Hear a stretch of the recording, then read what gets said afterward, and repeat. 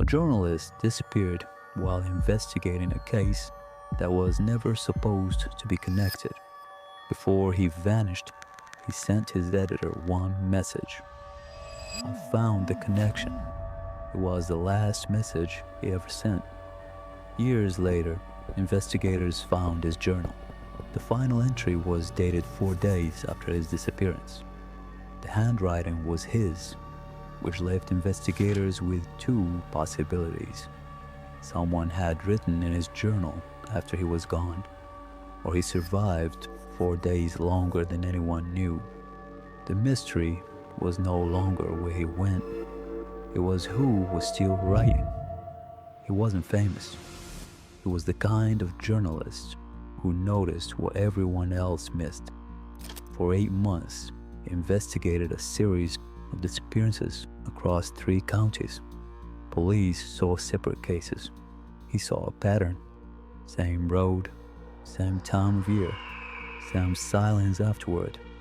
2 days before he disappeared, he told his editor, "I think I finally understand what happened." He never explained what he found. The last night he was seen alive began like any other investigation. A security camera captured him arriving at an old maintenance building near one of the locations he had been studying. The building had been abandoned for years. No workers, no visitors, no reason for anyone to be there. He parked his car, checked his phone, looked toward the entrance, then walked inside. 11 minutes later, his editor received a message. 4 words. "I found the connection." Nothing after that. No second message. The camera continued recording, but he never came back out. When investigators searched the building 2 days later, they found no answer. For almost 3 years, that was where the story ended, until someone found what he left behind. During a routine property clearance, investigators opened a storage unit registered under his name. Inside was everything from his investigation: research files, recordings, photographs, and a journal that had never appeared in the original case files. At first, nobody thought much of it, until they looked at the handwriting. It was his. The way he formed letters, the way he organized information, even the small habit of underlining important names twice. Everything matched. The journal belonged to him. But then investigators reached the final page, and the entire case changed. The journalist who disappeared and the diary written after the journal contained months of investigation notes, names, locations, conversations. Everything matched what investigators already knew about his work. The timeline made sense until the last entry. The final page was dated 4 days after the night he disappeared. 4 days after the cameras showed him walking into that building. 4 days after he was supposed to be gone. At first, investigators thought it was a mistake, a wrong date, a simple error.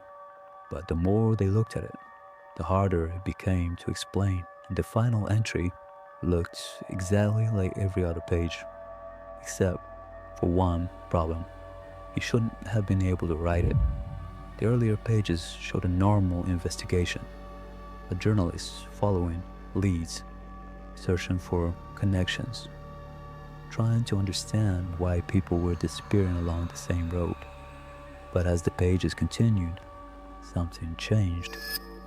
3 weeks before he vanished, he wrote about a strange feeling. Someone was watching him. He didn't sound afraid. He didn't believe he was being hunted. He simply recorded it like another detail. The note was short, probably nothing. 3rd time this week, though. A week later, he described seeing something near the tree line, too far away to identify. He couldn't tell if it was a person. He couldn't tell if it was an animal. Only one thing was clear: he was watching. He wrote, "Too far to tell." Then he moved on. almost as if that moment wasn't the strangest thing he had experienced. But that wasn't the only unusual thing investigators found. Some entries matched events that had already happened. Places he visited, people he spoke to, information others could confirm. That part made sense. But then they found entries that didn't fit. Some notes appeared to describe information before it should have been available. Not predictions, not impossible knowledge, just details that shouldn't have been there yet. One entry mentioned a specific detail from an interview that happened later. The person involved confirmed that detail was accurate, but nobody could explain how he knew it beforehand. Maybe he was simply better at connecting information than anyone realized. Maybe he had discovered the pattern before everyone else. Or maybe some of those pages were not written when the dates claimed. But there was one page that was impossible to ignore. The final entry. It was short, only a few lines. It read, "Found the connection. It was never about the road. It was about who was allowed to leave. If you're reading this, you already know what I know. Don't go back." The entry was dated 4 days after his disappearance. And suddenly, the entire investigation changed. Because now the mystery was no longer just about missing journalists. It was about the person who wrote those words. Investigators were left with a question they couldn't answer. If he disappeared before the final page was written, who wrote it? There were only a few possibilities. The first was the simplest. The date was wrong. A mistake. A small error that made an ordinary journal entry look impossible. But that explanation created another problem. The final page didn't look different. The handwriting matched. The journal matched. The entry fit perfectly with everything around it. The only thing that didn't fit was the date. The second possibility was that someone else wrote it. Someone found the journal after he disappeared. Someone who wanted investigators to believe it came from him. But that raised an even bigger question. Hello?